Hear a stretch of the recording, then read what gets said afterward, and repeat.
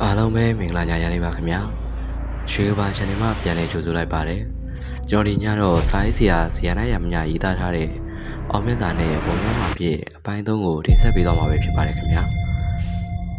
စီစီလေးမစတဲ့ခင်မှာကျွန်တော်ရဲ့ YouTube channel လေးကို like and subscribe လုပ်ပြီးအားပေးခဲ့ကြပါဦးခင်ဗျာဖေဖေကကြည့်နေရင်လည်း follow လေးလုပ်ပြီးအားပေးခဲ့ကြပါဦးအဖိုးခင်ကအောင်မြတ်တာရဲ့ဘဝစကြောင်းကိုမေးတော့အောင်မြတ်တာကအဖိုးခင်မှတ်မိသေးလားထွေးငယ်လေးအာသုဘချရဲ့နေ့ကအဖိုးခင်ကျွန်တော်ကိုပြောခဲ့တာလေဟေးဘာများပြောခဲ့လို့လဲနှစ်တွေကကြာတော့မမှတ်မိတော့ဘူးစိုးစမ်းပါအောင်အဖိုးခင်ကထွေးငယ်ဆုံးတာတာမန်ယောဂမဟုတ်ဘူးလို့ပြောခဲ့ရလေသူများပြူစားတာလို့ပြောခဲ့တာအဲ့လိုပြောတော့ကျွန်တော်လည်းအဲ့လိုပြူစားခံရတဲ့သူတွေကိုကျွန်တော်ညီမလေးလိုမခံစားစေရဘူးဆိုတဲ့စိတ်ဖြစ်လာတယ်အဲ့ဒီစိတ်ကြောင့်ကျွန်တော်ရက်တဲ့နေ့မှာပဲအိမ်ကနေထွက်သွားခဲ့တာအမေစိတ်ပူမယ်ဆိုတာလည်းသိပါတယ်ဒါပေမဲ့ကျွန်တော်ဖြစ်အောင်လုပ်မယ်ဆိုတဲ့စိတ်နဲ့အရေးဆုံးပြီးထွက်သွားလာတာဘယ်ကိုသွားလို့ဘယ်သူစီကပညာသင်ရမှန်းမသိခဲ့ဘူးလက်ထဲမှာလည်းကျွန်တော်စုထားတဲ့ပတ်စံလေးအနည်းငယ်ပဲရှိတော့ဘဲမှလည်းမသွားတဲ့မလာတတ်ပေါ့ဗျာတွေ့ရကားစီးပြီးထွက်လာတာမြို့တစ်မြို့ကိုရောက်တော့ကားကဆက်မထွက်တော့ဘူးအဲ့ဒါနဲ့ကျွန်တော်လည်းခြေဦးတရရှောက်သွားနေရင်ပြင်ပန်းပြီးအိတ်ရှင်တာနဲ့မြို့ဝင်ဖရရဲ့ဇေယျလေးမှာအိပ်ပျော်သွားတယ်ဘလောက်ကြာအိပ်ပျော်သွားလဲမသိဘူးနိုးလာတော့ကျွန်တော်ဘေးမှာဘိုးကြီးတယောက်လာအိတ်နေတာရင်ဘက်မှာလည်းအင်ခွက်ကြီးတွေကအဖွေးသားနဲ့ကိုးစားထားတဲ့ပါဇက်ကလည်းหนีရဲနေတာပဲဝတ်ထားတဲ့အဝတ်စားတွေကစုပ်ပြဲပြီးလက်ဒီစုပ်သားပဲအယောင်စင်းရှိတာကျွန်တော်ကလည်းလူဆိုးလားလူကောင်းလားမခွဲခြားတတ်တော့ဘူးသူ့ကိုမြင်တော့ကိုနဲ့ဘွားတူတယောက်လိုအားကိုးလို့ရတဲ့စိတ်တွေဖြစ်ပေါ်လာတယ်အဖိုးခင်ကတော့ကျွန်တော်ပြောသမျှကိုခေါင်းလေးဆက်ဆက်ညှိနားထောင်နေခဲ့တယ်အဲ့ဒီအချိန်အဖိုးခင်ပြောအဖိုးခင်ဟေးသားတို့ဘာဖြစ်တာလဲဟိုဒေါ်ဟာဒီကောင်ကွာဖြည်းဖြည်းပြောစမ်းပါဘသူဘာဖြစ်လို့လဲဟိုဒေါ်ပူးမလေးကိုမအရှိုးရတယ်အများကြီးပဲအဲ့ဒါသူစိတ်လေးနေတော့ကျွန်တော်တွေ့လာတာဟေးဟုတ်လားနေစမ်းပါဦးမင်းကဘလို့တွေ့လာတာလဲဟိုသူသမီးကိုတွားခိုးကြည့်တာအဲ့ဒါနဲ့တွေ့လာတာဖြစ်ရမယ်ဒီကောင်တော့ထားလိုက်သူ့ဘာသာတခုဖြစ်လို့ဆေးလူတာနေမှာပေါ့မဟုတ်တာတွေရွာတဲ့ရှောက်မပြောနဲ့အောင်နော်သွားလို့ပြောပြီးဖိုးခင်ကအောင်မြတ်တာကိုခေါင်းလေးဆက်ပြလိုက်တယ်အောင်မြတ်တာကပြုံးယုံလေးတစ်ချက်ပြုံးလိုက်ပြီးအဖိုးခင်စကားကပြတ်သွားတာပြန်ဆက်ရအောင်အေးဆက်ပြောကွာငါလည်းစိတ်ဝင်စားနေတော့ဟိုကောင်လာရှုပ်လို့ကျွန်တော်လည်းသူနိုးလာတာကိုထိုင်ဆောင်နေလိုက်တယ်ခဏနေတော့သူနိုးလာတယ်ပြီးတော့ကျွန်တော်ကိုစကားမပြောရဲလွယ်ထက်ကငါပြောသေးတုံးထုတ်ပေးတယ်လူလေးစားလိုက်မင်းကြီးရတာဘိုက်စာနေတဲ့ပုံပဲစားပြီးဟိုးကယူတဲ့ကရေတောက်လိုက်ဆိုပြီးပြောတော့ကျွန်တော်လည်းစားနေတာနဲ့ငပြောသေးတုံးကိုစားပြီးရေတောက်လိုက်တော့နည်းနည်းနေတာထိုင်တာရှိသွားတယ်အဲ့ဟာနဲ့အဲ့ဒီလူကြီးကမင်းကြီးရတာဒီမျိုးကဟောက်ပုံမပေါ်ဘူးဘယ်ကလာပြီးဘာလုပ်ဖို့လဲပြီးတော့ကျွန်တော်လည်းဖြစ်ချောင်းပုံစံပြောပြပြီးကျွန်တော်အဲ့လိုပညာတွေတက်ချင်တာဆိုတဲ့အကြောင်းပြောပြလိုက်တယ်အဲ့လိုပြောတော့အဲ့လူကြီးကတဟားဟားနဲ့ရီးပါလေရောဒါဆိုငါ့အိမ်မကမှန်နေပြီပေါ့ဗျာဘလို့အေးဟုတ်တယ်ကောင်းလေးတယောက်ဒီဖျားမှာပေါ်လာလိမ့်မယ်တဲ့အဲ့ဒါသွားခေါ်လိုက်ဆိုပြီးမက်လို့ငါရောက်လာတာအခုတော့တကယ်ဖြစ်နေပြီပေါ့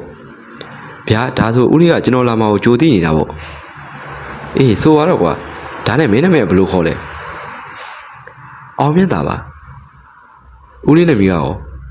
အေးငါနာမည်ကတိတ်ခါရတယ်ကွာမှတ်တာမင်းရဲ့ရွေချက်ကလူတွေကိုကယ်တင်ဖို့ဆိုတော့ဒီပညာတွေကိုမင်းသိကျင်လားဟာသိကျင်တာပေါ့ဦးလေးကလည်းဦးလေးကသင်ပေးမှာလားကျွန်တော်အေးငါကတော့အစပဲသင်ပေးမှာနောက်ပိုင်းကျရင်တော့ကိုယ့်ဘာသာကိုလေ့ကျင့်ရမှာမင်းကိုအခုခြေခံသင်ပေးမယ်ဒီတိုင်းတော့မရဘူးနော်လာခဲ့ဖះရှိမှထိုင်တစ္ဆာဆိုရမယ်ဆိုပြီးတော့ငါးပါးသီလကိုအရင်တိုင်ပေးတယ်နောက်တော့အသက်မသက်ဖို့ဂရီတောင်းတယ်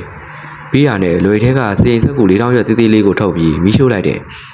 ကြားလာတဲ့ပြာကိုရေနဲ့ဖြော်ပြီးကျွန်တော်ကိုတိုက်တယ်ကျွန်တော်လည်းတောက်ပြီးတော့သူကမင်းခုကစပြီးငါတို့ခိုင်းသားဖြစ်သွားပြီမင်းခုနတောက်လိုက်တဲ့အင်းကအခြေခံခိုင်းသားတွေဖြစ်အတိမတ်ပြုတဲ့သဘောပဲအဲ့လိုပြောတော့ကျွန်တော်ကဆရာကြီးကိုခိုင်းနေမရဘာလဲမင်းကခိုင်းသားဖြစ်သွားပြီဆိုတော့ပြောပြရမှာပေါ့ငါတို့ခိုင်းနေမရအင်းတော်ကြီးခိုင်းနဲ့ငါတို့ခိုင်းကအောက်လန်းစုံကဝေဇောကနီဇောကနတ်မောက်လုံးမောက်ပြအတွင်း38မင်းအပြင်38မင်းအားလုံးအမိန်ပေးလို့ရတယ်အဲ့လိုအမိန်ပေးနိုင်မှုကလည်းစူးစမ်းလေ့ကျင့်ရမယ်ဆိုတော့ကျွန်တော်လည်းဘယ်လိုလေ့ကျင့်ရမှာလဲကျွန်တော်လုံးမယ်ပေါ့အဲ့လိုပြောလိုက်တော့ဆရာကြီးကစီစိန်ဆက်ကူလေးတရွတ်ထုတ်ပေးတယ်ပြီးတော့ခဲတန်းလေးတစ်ချောင်းနဲ့ ဒီစာရွက်ပေါ်မှာအင်္ဂွက်တွေရေးရမယ်အဲ့လိုရေးတဲ့အခါမှာလည်းစိတ်ကိုဒီထဲမှာပဲနှစ်တာမပြတ်လွင့်ရဘူးဒီနေ့ကိုရေးနိုင်တဲ့လောက်ရေးရမယ်အင်္ဂွက်108ခွက်ရေးနိုင်ပြီဆိုရင်အဲ့ဒီအင်္ဂွက်တွေကိုမီးရှို့ပြီးတောက်ရမယ်မင်းရဲ့ရင်ထဲမှာအင်းစားမတွေဇေဒီတဲထားရဆိုတဲ့သဘောပေါ့ကွာအဆင့်ကတော့ဇေဒီတဆူတဲပြီးတာနဲ့အဆင့်တက်မယ်မင်းရေးရမယ့်အင်ကိုငါအခုပြောပြမယ်ပထမဆုံးဖြစ်တဲ့အတွက်၄ခွက်အင်စဆွဲရမယ်ပြီးတော့အဲ့ဒီအကွက်လေးထဲမှာစားမအခရာတွေရေးရမယ်အားလုံး၄ခွက်အင်108ခွက်ဆွဲရမယ်ဘယ်လိုလဲမင်းသဘောပေါက်ပြီလားဟုတ်ကဲ့ကျွန်တော်သဘောပေါက်ပါပြီအခုလောလောဆယ်မင်းဒီစီရက်မှာငါနဲ့အတူနေရမယ်ဒါအထက်ဆရာကြီးတွေရဲ့လမ်းညွှန်ချက်ပဲကဲခုကစပြီးဆွဲတော့ကျွန်တော်လည်းမဆွဲတဲ့ဆွဲတဲ့နဲ့စဆွဲတော့အစာပိုင်းမှာအထိုင်မကျဘူး၄ခွက်အင်၅ခွက်6ခွက်လောက်ဆွဲပြီးတော့နည်းနည်းအဆင်ပြေလာတယ်စင်စက်ကူကအကြီးကြီးတစ်ခွက်ဆွဲတိုင်းပါဇက်ကလည်းဆွဲတဲ့ဆမအခရာတွေကိုရွေးရတယ်ဆရာကတော့အဆင်မပြေလွင့်အောင်ရွတ်ဆိုခိုင်းတာတဲ့ကျွန်တော်ဆိုဆွဲနေရင်စိတ်ကအမေးစီရောက်လိုက်ရွာတငယ်ချင်းစီရောက်လိုက်နဲ့စိတ်ကကနာမငြိမ်ဖြစ်နေတယ်တခါလေထွေးငယ်လေးရဲ့မျက်နှာကိုမြင်လာတယ်တရက်နေ့ရဲ့3ရက်မြောက်တဲ့နေ့မှာတော့ကျွန်တော်စိတ်တွေတဖြည်းဖြည်းတည်ငြိမ်လာခဲ့တယ်4ရက်မြောက်နေ့မှာကျွန်တော်၄ခွက်အင်ကိုအောင်မြင်မြင်ဆွဲနိုင်ခဲ့တယ်ပြီးတော့ဆရာက၄ခွက်အင်108ခွက်ကိုမီးရှို့ပြီးရေဖြော်ကကျွန်တော်ကိုတိုက်တယ်မင်းရဲ့ထဲမှာဇေဒီစုတေးပြီးသွားခဲ့ပြီမင်းအဲ့လိုဇေဒီ108စုတေးရမယ်108စုတေးပြီးတဲ့နေ့မင်းကိုဘယ်ဆုံးကဝေနှစိမ့်ကမှမရှင်ရတော့ဘူးဇေဒီ108စုတေးဖို့ဆိုတာအနည်းဆုံး9နှစ်လောက်ကြာလိမ့်မယ်အဲ့ဟာတခုတည်းနဲ့လည်းမရဘူးကျင့်ချံအားထုတ်ရမယ်ဇေဒီတစုတေးပြီးတိုင်းတသက်လို့ဒိဋ္ဌံတပတ်ဝင်ရမယ်တရားထိုင်ရမယ်အဲ့လိုထိုင်တဲ့အခါမှာလည်းမင်းကိုနောက်8ခွက်အိမ်တက်ဖို့ဆရာတွေကစာမအခရာတွေလာပေးလိမ့်မယ်အဲ့လိုလာပြီးမှမင်းဒိဋ္ဌံကိုဖျက်ရမယ်မမေ့မချင်းမင်းဆက်ဝင်ရမယ်မင်းရဲ့စိတ်တည်ငြိမ်မှုတမထအားကောင်းမှုပေါ်မူတည်တယ်ကြိုးစားရင်ကြိုးစားသလိုမင်းအတွက်ထူးခြားလာမှာပဲအခုမင်းကလေကော့အင်ကိုဇေဒီတည်ခဲ့ပြီဆိုတော့ဒိဋ္ဌံကမနှက်ပြန်စပြီးဝင်လို့ရမယ်ဆိုပြီးတေချာရှင်းပြတော့ကျွန်တော်ကဆရာကြီးကရောဇေဒီပဒံစုတည်ပြီးပြီလေအင်းခွက်ကဗဒံခွက်ဆွဲပြီးလေလို့မေးလိုက်တော့ဆရာကြီးကငါကဇေဒီ69စုတီးပြီးပြီအင်းဆမကွက်62ကွက်ဆွဲနေတာကဲဘာထက်သိရင်သေးလဲဆိုပြီးဝမ်းကောင်းတန်ကြီးနဲ့ရီလိုက်တာကျွန်တော်ကြက်သိန်းဝဲစည်းတွေပါထားလာခဲ့တယ်ဒါဆိုဆရာကြီးကဇုံးတွေကိုတွေကိုနိုင်တာပေါ့နော်လို့ပြီးတော့ဆရာကြီးကကုန်းတရာကိုပါဇက်ထဲထိုးထည့်ပြီးပလုတ်ပလောင်းတန်နဲ့နောက်တော့မင်းသိလာမှာပေါ့ကွာအခုတော့ဒိဋ္ဌံဝဲဖို့ပြင်ဆင်ထားဆိုပြီးဇေယျဘေးကဖះမှာတရားထိုင်ဖို့ထွက်သွားပါလေရောနောက်နေ့ကစပြီးကျွန်တော်လည်းတရားထိုင်ဒိဋ္ဌံဝင်တာပဲဒီနေ့ကို3နာရီတခါ4ချိန်တရားထိုင်ရတယ်အစာပိုင်းတော့မထိုင်နိုင်ခဲ့ဘူး2ရက်3ရက်လောက်ကြာတော့စိတ်တွေကအရန်တည်ငြိမ်လာတယ်အေးလေးအေးချမ်းလာတယ်မထကျင်တော့လောက်အောင်တမာရီကကောင်းလာခဲ့တယ်4ရက်မြောက်နေ့မှာတော့ကျွန်တော်အာရုံထဲမှာပိတ်ဖြူစင်ကျင်တဲ့အဖိုးတယောက်ပေါ်လာပြီးလူလေးမင်းဒီဒိဋ္ဌံဝင်ပြီးတာနဲ့ရှစ်ခွက်အင်းကိုဆွဲရမယ်ဆိုပြီးကျွန်တော်လက်ထဲကိုစင်ဆက်ကိုအင်းခွက်လေးလာပေးသွားတယ်ကျွန်တော်လည်းတရားဖြုတ်တော့အဲ့ဒီအကြောင်းကိုဆရာကိုပြောပြမယ်ဆိုပြီးအထလက်ထဲမှာတခိုးရှိနေသလိုခံစားမိတာနဲ့ကြည့်လိုက်တော့အာယုံထဲမှာလာပေးသွားတဲ့အင်းဆမခွက်ရှစ်ခွက်ကိုအကြအနဆွဲထားတာအဲ့ဒါနဲ့ကျွန်တော်လည်းဝမ်းသာအားရဆရာကိုပြောပြမလို့လို့တော့ဆရာကလက်ကပြတယ်အောင်မြတ်သားငါသိတယ်မင်းမှာပါရမီရှိတယ်ငါတို့ကဆိုအဲ့လိုရှစ်ခွက်အင်းရဖို့16ရက်တိတိအဒိဋ္ဌံဝင်ရတယ်မင်းက4ရက်ထဲနဲ့အင်းဆမချင်းမြင့်ခံရတာဆိုတော့မင်းဆက်ကြိုးစားအောင်မြင်လာလိမ့်မယ်ဆိုပြီးဆရာကချီးကျူးတယ်နောက်ပိုင်းကျွန်တော်လည်းအချိန်ရရင်ရတယ်လို့အင်းဆမကွက်တွေကိုထိုင်ဆွဲနေတော့တာပဲတဆင့်တက်တိုင်းအာယုံတွေကိုတခါအင်းဆမကွက်တွေလာပေးတယ်၄လမြောက်တဲ့နေ့မှာကျွန်တော်အင်းဆမ16ခွက်တိတိုးတက်လာခဲ့တယ်ဇေဒီ9ဆိုတီးပြီးသွားပြီပေါ့ဗျာဆရာကတော့ပြောတယ်အင်းဆမ62ခွက်ရောက်ပြီဆိုရင်ထပ်မတက်ရတော့ဘူးတဲ့ဆမစလုံးတွေကိုပဲပြောင်းရေးရမယ်တဲ့တခါဆိုကျွန်တော်အင်္ဂုတ်တွေရေးနေတဲ့အချိန်အနားမှာဝှက်ဖြူစင်ကျင်တဲ့ပုံကိုယ်တွေဇော်ကြီးတွေတခါတလေသင်္ကန်းဝတ်တဲ့ဆရာတော်တွေတွားလာနေတာကိုမြင်ရတယ်ကျွန်တော်ရေးတဲ့ဆမကွက်တွေကလည်းတခါအယောင်ပြပြအလင်းတန်းတွေထွက်လာတတ်တယ်ကျွန်တော်ကလည်းကျွန်တော်အဆင့်ဘယ်လောက်ရောက်ပြီလဲဆိုတာစမ်းကြည့်ခြင်းတဲ့စိတ်တွေတစ်ဖွာဖွာပေါ်လာခဲ့တယ်တနေ့တော့ကျွန်တော်အဆင့်ကိုကျွန်တော်စမ်းသပ်ခွင့်ရခဲ့တယ်ဆရာကြီးကစင်ဆက်ကိုဝယ်ခိုင်းလို့ဈေးထဲမှာတော့ဝယ်ပြီးအပြန်ဈေးထိပ်ကအိမ်မှာလူတွေစုစုယုံဖြစ်နေတော့ဘာဖြစ်လဲဆိုပြီးကျွန်တော်တော့ကြည့်တော့ကောင်မလေးတစ်ယောက်မျက်လုံးတွေနေပြီးတရွေတမြမြကျနေတာပါဇက်ကလည်းဝူဝါအော်နေခဲ့တယ်ဝိုင်းဆွဲနေတဲ့လူကြီး9ယောက်ကကောင်မလေးကိုတေးသေးလေးကိုမထိနိုင်ခဲ့ဘူးမိဘတွေကတော့ဘာလို့ရမှန်းမသိဘူးပေါ့ဗျာကျွန်တော်ကတော့တီးလိုက်ပြီဒါပမိနေတာတော်တန်တော့မဟုတ်ဘူးတရေကတော်တော်ရင်းနေပြီပြောနေရင်ကောင်မလေးကသူ့ကိုအမဲသားသုံးပိတ်တာချက်ကျွေးအခုချက်ချင်းမကြွေးဒီကောင်မလေးရဲ့အသက်ကိုနှုတ်မယ်ဆိုပြီးပြောတော့ကျွန်တော်လည်းမနေတာတော့ဘူး ကျွန်တော်လူကြားထဲကိုတိုးဝင်ပြီးကောင်မလေးရှိမှရက်လိုက်တယ်ကျွန်တော်ကိုမြင်နေဆိုရင်ပဲဝင်မှုနေတဲ့ကောင်မလေးကနေရဲနေတဲ့မျက်ထောင်နေကြီးနဲ့အန်တကြီးကြီးကြည့်ပြီးလှည့်ထွက်သွားငါရှိကထွက်သွားစမ်းဆိုပြီးအတန်တန်ကြီးနဲ့အော်တော့အင်ရှင်တွေကကျွန်တော်ကိုကောင်းလေမင်းဘယ်ရလဲဒီမှာဘာဖြစ်နေမှမသိတဲ့ထဲမင်းကအရှိမဘာလာရှုပ်နေရလဲခဏလေးဒီကောင်မလေးရဲ့မိဘတွေကဘာတူလဲအခုဖြစ်နေတာသွေးသားရုံမဟုတ်ဘူးအပမိနေတာမထောက်ရင်ခင်ဗျားတို့သမီးဒုက္ခရောက်သွားလိမ့်မယ်လို့ပြောတော့ကောင်မလေးရဲ့မိဘတွေကကျွန်တော်နားကိုရောက်လာတယ်ကောင်းလေးမင်းခုတည်းခုပေးပါဦးဘေးကလူတွေကတော့ကျွန်တော်ပေါ်အသိမြုံကြဘူးလူကလည်းငယ်သေးတာကိုမယုံတဲ့မျက်လုံးတွေနဲ့ကြည့်နေကြတာဒါနဲ့ကျွန်တော်လည်းဖျားစင်ရှိမှထိုင်ပြီးကောင်မလေးကိုစိုက်ကြည့်လိုက်တော့အတန်နဲ့ဝူဝါအော်နေတဲ့ကောင်မလေးကမအော်တော့ပဲကျွန်တော်ကိုမျက်ထောင်နေကြီးနဲ့စိုက်ကြည့်နေတာကျွန်တော်တော့ကြောက်စိတ်ဝင်လာတယ်ဒါပေမဲ့ကိုယ့်ရဲ့ဆွမ်းကိုစမ်းသပ်ချင်တာကြောင့်ကောင်မလေးရဲ့မျက်နှာကိုစိုက်ကြည့်ပြီးအထက်ဆရာကြီးများရဲ့အမိတ်ငါအောင်မြတ်သားရဲ့အမိတ်ငါအမိန်ပေးတယ်အခုဝင်ပိုးပြီးသူများကိုဒုက္ခပေးနေတာဘာတူလဲမှန်မှန်ဖြေစမ်းလိန်လေပြောဆိုပါကမီးလောင်ကျွမ်းပြီးပြာတိဖြစ်စေကဲပြောစမ်းမင်းဘာတူလဲဆိုပြီးကျမ်းမြင့်ကိုလက်ဝါးနဲ့ပုတ်လိုက်တာဝင်မှုနေတဲ့ကောင်မလေးကတဟင်းဟင်းနဲ့မှန်ပြီးဒီမလောက်လေးမလောက်စားကောင်လေးကိုငါလိန်ပြောရင်မီးလောင်ပြကြမှာဟဲ့အေးပြောမယ်မလိန်ရဲဘူးမလိန်ဘူးငါဈေးထိတ်ကတည့်ပင်မှာနေတဲ့ငနက်တူးกว่าဆိုပြီးအတန်တကြီးနဲ့အော်ပြောတော့လာကြည့်နေကြတဲ့လူတွေအားလုံးလန့်ဖြန့်သွားတယ်ကျွန်တော်ကိုလည်းနည်းနည်းယုံကြည်လာကြတယ်အဲ့ဒါနဲ့ကျွန်တော်လည်းငနက်တူးမင်းဘာလို့ချင်လို့လဲဘာဖြစ်လို့ဒီကောင်မလေးကိုဝင်ပူးရတာလဲငါမဲသားစားချင်လို့ဝင်ပူးတာကဲအခုကစပြီးငါမိန်ပေးတယ်မင်းခုဝင်ပူးနေကောင်မလေးရဲ့ခန္ဓာကိုယ်ကနေအခုချက်ချင်းထွက်သွားပြီနောက်တစ်ခါဝင်မပူးစီကဒါထက်ဆရာကြီးတွေနဲ့ငါအောင်မြတ်သားရမိတ်ပဲဆိုပြီးပြောတော့ဝင်ပူးနေတဲ့တရေကအမဲသားစားရမှထွက်မယ်မစားရရင်မထွက်ဘူးအဲ့လိုပြောတဲ့အချိန်မှာပဲကျွန်တော်နားထဲမှာလူလေးရေတစ်ခွက်တောင်းပြီးမင်းအခုရေးနေတဲ့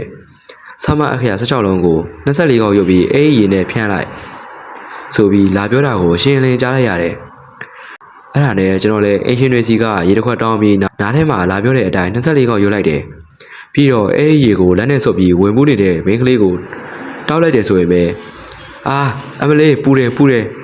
အာဆိုပြီးအတန်တကြီးနဲ့ထားပါလေရောကျွန်တော်လည်းတီးလိုက်ပြီဒါကျွန်တော်ဘက်ကိုအနိုင်ရလာပြီကျွန်တော်လည်းမထွက်မချင်းရေစက်တွေနဲ့တောက်တာသုံးမှမြောက်လဲကြရောအခုချိန်ထွက်သွားပါမယ်ဆိုပြီးဂရီပေးပြီးထွက်သွားတယ်အင်ရှင်တွေကတော့ကျွန်တော်ကိုကျေးဇူးတင်သလိုဝိုင်းကြည့်နေကြတဲ့လူတွေကလည်းအံ့ဩကုန်တယ်အဲ့ဒါနဲ့ကျွန်တော်ကိုဘယ်မှာနေလဲဘယ်ကိုင်းကလဲစသဖြင့်မေးကြတာပေါ့ကျွန်တော်လည်းပြောပြပြီးနေတဲ့စရက်ကိုပြန်လာတော့ဆရာကြီးကကျွန်တော်ကိုအောင်မဲသားကြီးမင်းကတော့ငါတို့ဒီမှာနေလို့မရအောင်လုပ်လိုက်ပြီဗျာဘာဖြစ်လို့လဲဆရာကြီး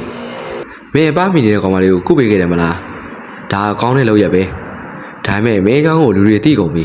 အခုမင်းကပညာတတ်ဆအဆင့်ပဲရှိသေးတယ်အခုဝင်ဘူးတာကလည်းတရေဆင့်နေသေးတယ်ဒါကြောင့်အလွယ်တကူကုလို့ရတာ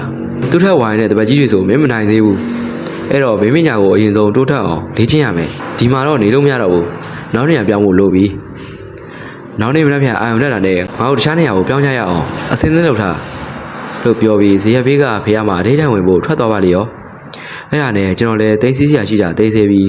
းကျွန်တော်ဆွဲနေတဲ့အင်းခွက်ကိုပြန်ဆွဲနေလိုက်တယ်မနေ့ကျတော့ကျွန်တော်တို့ခေးထွက်လာခဲ့ကြတယ်နောက်တစ်နေရာကတင်းချိုင်းသားကဇေယျကြီးမှာဗျအဲ့ဒီဇေယျမှာနေရင်ကျုပ်ရဲ့စင်တွေတိုးတက်အောင်လေ့ကျင့်ရမယ်တဲ့အဲ့ဒီဇေယျမှာနေတော့အနှောက်အယှက်တွေကဝင်လာပြန်ရောညဘက်16ခွက်အင်းဆွဲနေတော့အင်းတွေကတစ်ဖြက်ဖြက်နဲ့ရောင်တွေထွက်လာတာအဲ့လိုရောင်တွေထွက်လာပြီးအင်းစားမစလုံးတွေကအရောင်တွေတောက်ပပြီးလေပေါ်ပြန်ဝင်နေကြတာပြီးတော့အားလုံးရေးထားတဲ့နေရာကိုပြန်ဝင်သွားကြတာကိုထူးဆန်းစွာတွေးလိုက်ရတယ်အဲ့ဒီအချိန်မှာပဲတင်းချိုင်းဘက်ကိုကြည့်လိုက်တော့ခွေးကြီးတစ်ကောင်ဗျလူကြီးတစ်ယောက်ရင်ဘက်လောက်ထိကြီးတယ်အယောင်ကအနက်ရောင်ဗျအဲ့ဒီခွေးကြီးကကျွန်တော်ကိုကြည့်ပြီးမန်းဖိနေတာကျွန်တော်လည်းဆရာကိုအားကိုးတပြီးကြည့်လိုက်တော့ဆရာကတရားထိုင်နေတယ်ကျွန်တော်ဘာလို့ရမှန်းမသိတော့ဘူးနောက်ဆုံးဖြစ်ချင်ရဖြစ်ဆိုပြီးကျိုးရထားတဲ့တမရအာရဲ့အင်းဆမတွေရဲ့အစွမ်းရဲ့အာယုံပြုရင်အဲ့ဒီခွေးရှိတဲ့ဘက်ကိုကြည့်လိုက်တော့အမလေးခွေးနဲ့ကြီးပေးမှာရက်နေတဲ့မျိုးသမီးတယောက်ကသပင်ဖားလာချကသပင်တွေကလေထဲမှာလွှင့်နေတယ်ကျုပ်အံ့ဩသွားတယ်ကျုပ်အားလုံးကိုမြင်နေရတယ်တင်းချိုင်းတွေကရှိသမျှပေတွေပေါ်ကတရားစီတွေဆိုအဖြစ်ပဲဒါပေမဲ့တကောင်းမှအောက်မစင်းရဘူးအားလုံးကျုပ်ရှိတဲ့ဘက်ကိုကြည့်နေကြတာအဲ့ဒါနဲ့ကျုပ်လည်းစိတ်ထဲကနေမေတ္တာဖို့အမျှဝေလိုက်တယ်ခုနကမန်ဖီနေတဲ့ခွေးနဲ့ကြီးကမန်မီတော့ဘူး သူဝေးကအမျိုးသမီးကလည်းကျုပ်ရှိရဘက်ကိုလက်ညှိုးဆန့်တန်းပြီးတစုံတစ်ခုပြောသလိုလိုအဲ့လိုပြောနေရင်တဖြည်းဖြည်းကြီးလာတာအုံးမင်းတပင်လောက်ထိကြီးလာခဲ့တယ်ကျုပ်လည်းဇက်ဘော်ကနေမြေတားပဲပို့နေလိုက်တယ်ခဏနေတော့ခွေးနဲ့ကြီးနဲ့အဲ့အမျိုးသမီးကတင်းချိုင်းထဲကိုဝင်သွားတာတွေ့လိုက်ရတယ်ဘာမှတော့အန်ရပြုတ်မသွားဘူးမနေ့ကျတော့ဆရာကြီးကိုဖီတောင်းကုန်စီပြောပြတော့ဆရာကြီးကအဲ့ဒါတင်းချိုင်းတိုင်းကိုပိုင်ဆိုင်ရတဲ့မဖဲဝါနဲ့သူ့တက်တော်ဆောင်ခွေးနဲ့ကြီးပဲသူတို့ဒီမှာရှိရဆိုတဲ့အကြောင်းလာတီးပေးတာလို့ဆရာကြီးကပြောတယ်ကျွန်တော်တို့လည်းအဲ့ဒီစီမှာအချိန်တော်ကြာသွားခဲ့တယ်တမနာအားကလည်းကောင်းလာခဲ့တယ်အင်းခွက်တွေဆွဲထားတာလည်း32ခွက်ထိတိုးလာခဲ့တယ်နောက်ဆုံးပြအဲ့ဒီစီမှာပဲအင်းခွက်62ခွက်ထိရလာခဲ့တာဇီရီကတော့54စုတည်ထားနိုင်ခဲ့တယ်တမနာအားနဲ့အင်းစားမခွက်တွေရဲ့ဆွမ်းကြောင့်လည်းတာမန်လူတွေမမြင်နိုင်တဲ့အရာတွေကိုချုပ်ပြင်လာရတယ်အဲ့ဒီတင်းချိုင်းမှာရှိတဲ့တစီတရေတွေကလည်းကျုပ်ကိုကောင်းကောင်းသိနေကြပြီအန်ရဘေးကိုမပြောနဲ့ညဘက်ကျုပ်တရားထိုင်နေရင်တော့အနာကနေစောင့်ရှောက်ပေးကြတယ်နောက်တော့ဆရာကြီးစီမှာကျွန်တော်ခွင့်တစ်ခုတောင်းခဲ့တယ်ကျွန်တော်ရွာပြန်ခြင်းနဲ့ပေါ့ကျုံကြီးမလေးကိုပြူစားခဲ့သူကိုကျုပ်လက်စားချေခြင်းနဲ့ဆိုပြီးခွင့်တောင်းတော့ဆရာကြီးကလာမယ့်တစ်ဆောင်မို့လာစမ်း3ရက်နေဆိုမင်းငါစီရောက်တာ3နှစ်တင်းပြည့်ခဲ့ပြီပညာတွေလည်းတက်တော့တက်နေပြီတော်ရုံဆုံးတွေကဝေတွေကတော့မင်းကိုမရှိနိုင်ဘူးအေးသွားခြင်းနဲ့ဆိုလဲသွားဖို့ကွာငါလည်းလိုက်လာခဲ့မယ်ဆိုပြီးခွင့်ပြုလို့ကျွန်တော်ဒီရောက်လာတာပဲအဖိုးခင်အဲ့ဒါကတော့ကျွန်တော်ဘုရားဇာတ်ကြောင်းပါပဲဆိုပြီးပြောတော့အဖိုးခင်ကဟေးဒါဆိုမင်းဆရာကလည်းပါလာတာပေါ့သူကဘယ်မှာနေခဲ့ရလဲသူကရွာထဲမဝင်တော့ဘူးတဲ့ရွာပြင်စင်းမှာပဲနေနေတာဒီညကျွန်တော်ရွာပြင်စင်းမှာပဲညအိမ်မယ်ဖိုးခင်ကဲအချိန်လဲလင်းနေပြီကျုပ်ကိုခွင့်ပြုပါအောင်မနက်မှအမေစီသွားလိုက်တော့မယ်အေးတေချာတတိထားပြီးသွားအောင်အဖိုးခင်လည်းဒေါ်ဦးမချင်းတွေကိုသွားခဲ့ခတ်လိုက်အောင်မယ်နောက်ပြီးအဖိုးခင်တို့ရွာနာချုပ်ဆက်မှာဒေါ်ဦးမတဲ့ပို့တော်တဲ့အောက်လန်းဆရာတွေထက်ရှိလိုက်အောင်မယ်အဲ့ဒါတစုံတစ်ခုထူးကြရင်ကျုပ်ကိုပြောဒီညကနတော်လားပြင်းနေဆိုတော့သူတို့ပြောမျိုးပြီးပညာပြိုင်တဲ့ကာလပဲကျုပ်တို့ဒီညတစ်ချက်စောင့်ကြည့်လိုက်မယ်အဖိုးခင်လည်းနားတော့လေနောက်မှဆုံညတာပေါ့ဆိုပြီးရွာပြင်ကဇရက်ကဆရာကြီးစီကိုထွက်လာခဲ့လိုက်တယ်ညဘက်ရောက်တော့လောဆရာရှိရလို့ပြီးအင်းဆာမခွက်တွေထိုင်ဆွဲနေတဲ့ချိန်ဟဲ့အောင်မြတ်သာလာကြည့်စမ်းဆိုပြီးဆရာကြီးခေါ်တန်းကြောင်းရေးနေတဲ့အင်းဆာမခွက်ကိုဘေးချပြီးထွက်လာကြည့်တော့ဟိုးမှတွေ့လားခေါင်းဝဲမှာပြန်ဝဲနေတာဟုတ်ကဲ့တွေ့တယ်ဆရာကြီးတင်ညကြားထဲမှာပြန်နေတာအေးအဲ့ဒါတင်ညုံစားတဲ့ဆုံးပဲကွာသူကအဆင့်မြင့်တယ်တင်ညုံတွေကိုလာပြင်းနေညမှာပဲလိုက်စားတာဒါပေမဲ့သူကလူတွေကိုဒုက္ခသိမ့်မပေးဘူးသူပညာတိုးတက်အောင်ပဲလေ့ကျင့်တယ်ဒါပေမဲ့သူပြူစားပြီဆိုရင်လည်းတော်အောင်ဆရာလက်လန့်ပြေးရတော့တယ်ဒါဆိုကျွန်တော်တို့ကသူ့ကိုနိုင်ပါမလားဆိုပြီးတော့ဆရာကြီးက